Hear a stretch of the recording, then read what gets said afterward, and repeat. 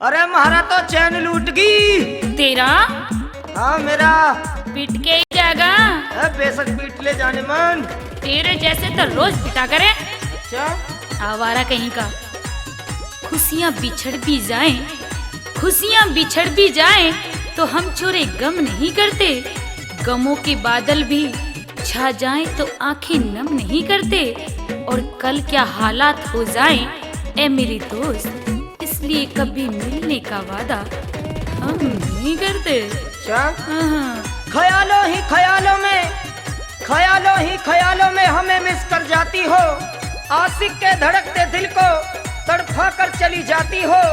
और हम तो मुस्कुरा कर ही रह जाते हैं, और हम तो मुस्कुरा कर ही रह जाते हैं जब आप किस करके हमसे दूर चली जाती हो। देखी मन सुतरी छोरी मटके थी